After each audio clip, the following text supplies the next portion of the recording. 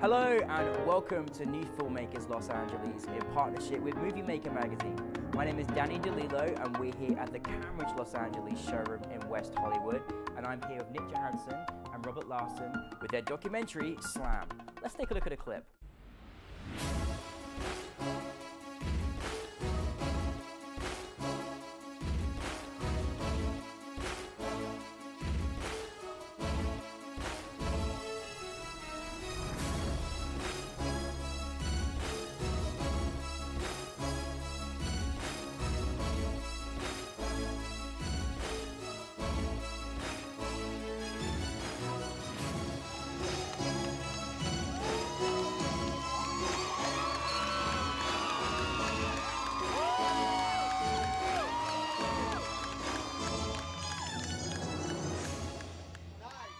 Like, yo, Slam, awesome. I don't know. It just made me. I felt like a bodybuilder watching your film. Absolutely. So, tell us a brief synopsis of your documentary. It's about a friend of ours, Ricky Lamb, who entered his first bodybuilding competition ever. He's been training for years and years and years, and he finally decided to actually take the dive and do it. And we followed him for about 17 weeks leading up to the competition and during the competition. Now, I was just amazed of the work that goes to take place. I never even knew, and I'm sure a lot of our audience was sort of surprised as well, unless you're in that field. But where was your inspiration to actually making this documentary? Well, again, Ricky was our friend, so that helped a lot, and we worked with him at the time, and he talked nonstop about bodybuilding. So that was one bit.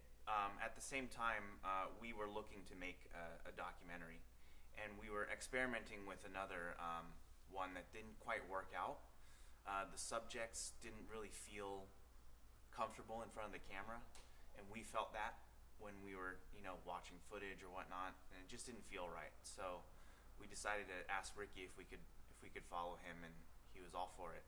So I mean, I found Ricky to be this very inspirational, figure, and what was so great about him is that, no matter what field he was doing, he was just an inspiring person that made me feel, I want to go out and do that as well. But did you kind of want to show in the documentary about, the work that actually goes into bodybuilding? He's a workaholic to begin with, so when we were filming, we'd have to find crazy times, and we were going to like 3 a.m. at some of these gyms, and one because that's what he actually does, but it was also easier to get away with filming and not have to worry about people getting upset with us or being in the way. I think the very first gym we filmed at, we went around say midnight, 11:30 time, and it was packed, and it was just impossible to just get into little corners to film, and then I think the security of the place became an issue with us. So Well, I mean, I actually watched your film having a donut, and then as I sort of saw Ricky work so hard, I put that donut down because I was just inspired by how hard he works and how well he keeps his body and all the things that take place to actually making that happen. Do you think that his kind of, because he sounds like almost an activist that wants to sort of say, hey, you can do this too, kind of thing, and the fact that he came from, because he was a bigger guy, wasn't he, and then got himself in the most insane shape as well, which is incredible.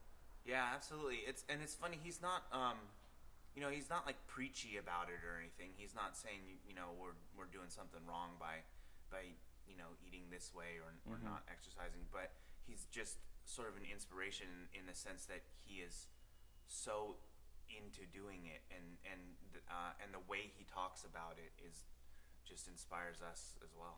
So it's very inspiring. I mean, what was it like filming in those locations? If you had a camera, they were just ready to show. They were.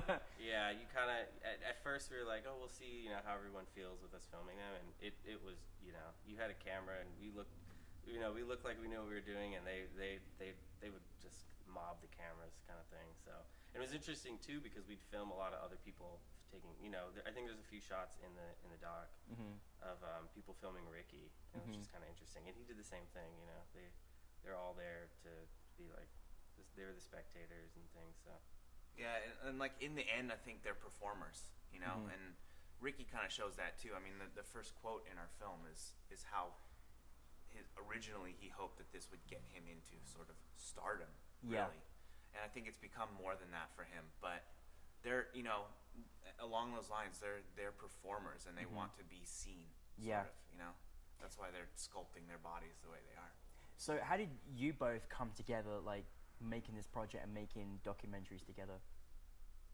We worked at a production company for a number of years in the vault area of the production company, and we kind of just bounced ideas off. And then we've done a number of like shorts and commercials. We do a lot of commercial work, and we've developed a working relationship from there. And over time, we've always dabbled. We're like, oh, we should do like a short doc, or you know, we have access to the equipment or you know the resources to do something like that. So, and at the same time, like while we were doing that, Ricky was kind of always giving us this nudge. And it's funny because Ricky, he helped us on so many of our projects. You know, and he worked in production a lot too himself. So he would, you know, he's like, hey, can you come film? I'm doing this, or maybe you guys want to film this, or like giving us the hint that it was coming up. And then hey, like, what about me, my documentary? Exactly. Yeah. And it went on for a while, and that other project was kind of falling apart, and we were like, why don't we just do Ricky? Like, he's so willing and completely open for us to do whatever we wanted. And it started because he wanted to impress a girl. Right. I love that. Yeah. Right. I love that. He made a whole career out of it. Yeah, it's a pretty honest answer there. You know, Yeah, I was like, wow. I didn't want to ask about the girl, but you know. He's got a new one now. Oh, so okay. She was laughing She's last lovely. night. Oh my goodness. Oh, good. That's really good. What was the biggest challenge making this film? I think it's the time frame and sort of following the schedule of what he had to do. You know, we had to finance this ourselves, which meant, you know, our cameras, him and I, you know, shot it. We had to ask for a favor for editing and everything, basically, whether it's music or sound design or anything. So it's asking all those favors, and it's also just the time commitment because we're working at the time. Of course. You know, and Ricky talks about how he goes to the gym after work for many hours, and you know, we can't get permits, so we have to like work around that kind of schedule. So yeah, no, it's the independent filmmaking world, isn't it? It's insane. He was really helpful with. He knew so many people at like different gyms, and so a lot of the footage we did was like a home gym.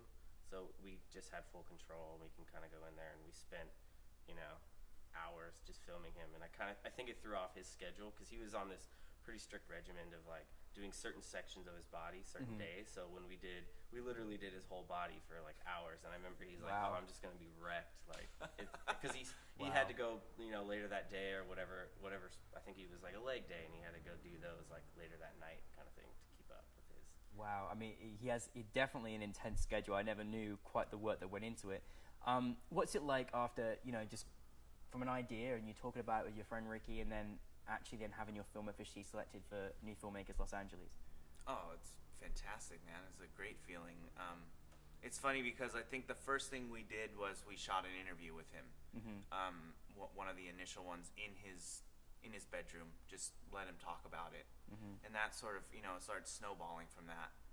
And the next thing you know, you're editing, you know, scenes and, you know, you're cutting. He has so many inspirational quotes and so many fun things to say, so that it was fun sort of cutting that down to 20 minutes and then now submitting it, you know, and having people watch it is great. Like, last night was incredible to have that audience watch it. It was a really fun feeling. Yeah, great response that you guys had as well. Now, obviously, you work very well together, and that's hopefully something of the future as well. But what is next for what's the next project for both of you? We're developing a short that we're doing, kind of like an adaptation of this odd Craigslist ad. I don't think it was actually. It's not a true story or anything, but we're kind of doing an adaptation of that, and commercial work. We do quite a bit of that, and so editing our music video right now. Basically, we do a lot of commercial work, you know, to stay employed, and then we make sure to do sort of creative independent projects as well on the side. So keep up with all the great work that you're doing. Certainly, I was definitely inspired by Ricky, and I know that a lot of people have been inspired watching Slam as well. And you know, I might not be a bodybuilder, but I'll certainly aspire to be now I've seen that. Now I've seen Slam. So you know, congratulations on your film, and thank you. Look forward to